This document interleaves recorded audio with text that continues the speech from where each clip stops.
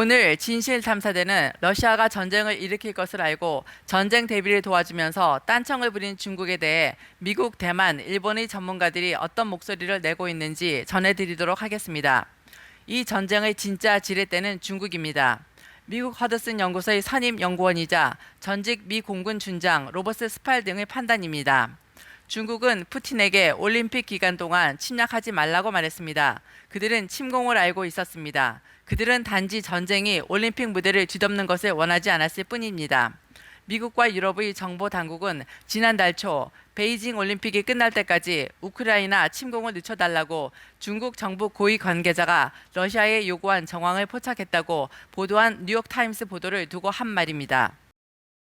또 러시아의 침공 첫날 중국 정권이 러시아로부터의 밀수입 제한을 푼 사실을 들며 서방의 초강력 제재에도 러시아와 중국의 무역은 계속돼 러시아의 수요를 계속하리라고 전망했습니다.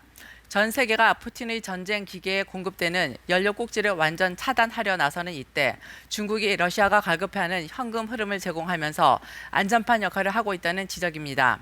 대만 탐캉대학교 유럽 러시아 안보 정책 전문가 정친모 교수는 올림픽 끝날 때까지만 침공을 미뤄달라는 중공의 요구는 야합이란 표현으로도 부족하다고 목소리를 높입니다. 원래 푸틴은 3일 안에 키이우를 점령한 뒤 친러 괴뢰 정권을 세운다는 시나리오로 중공의 속전속결을 약속했을 것이고 1대1로를 포함해 우크라이나에서의 중공의 이익 보장을 약속했을 것이라고 보았습니다.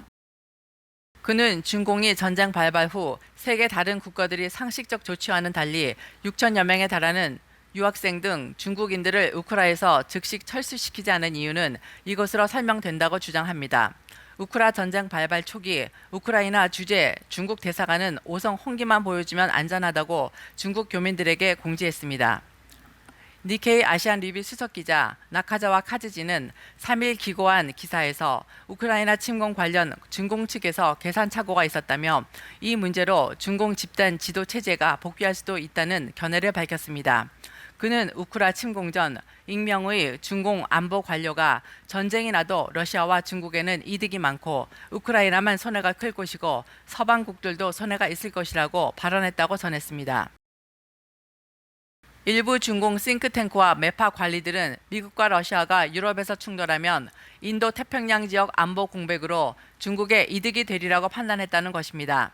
게다가 러시아가 제공하는 정보를 바탕으로 우크라이나 군대가 곧 항복할 것이며 전투가 며칠 안에 끝나리라고 생각했다는 것입니다.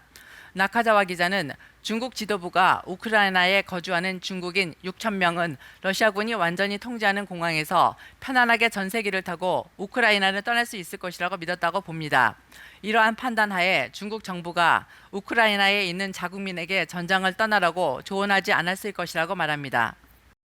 나카자와는 중국 공산당의 대외 안보 외교 정책의 실패가 정치국 상무위원회의 권력 구도에 영향을 미치거나 적어도 10월 예정된 제24 당대회 이전 국내 정치 투쟁에 영향을 미칠 것이라고 보고 있습니다. 한편 3일 중국이 주도해 설립한 아시아 인프라투자은행이 러시아와 벨로루시 관련 모든 업무를 중단한다고 밝혀 어쩔 수 없는 러시아 손절 상황으로 내몰린 현재까지도 중공은 내부적으로 여전히 우크라이나 침공에 대한 중국 내 언론 보도를 엄격히 통제하면서 전쟁이나 침략 대신 러시아의 특별 군사 작전이라는 용어를 일률적으로 사용, 전쟁 방조 행위를 가리고 있습니다.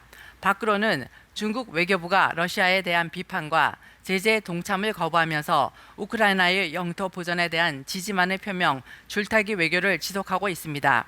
나카자와 기자는 중공의 친모스크바 입장, 전쟁을 방조한 행위는 혹독한 대가를 치르게 될 것이며 국제사회의 제재가 러시아에 이어 중국을 압박하게 될 것으로 보았습니다.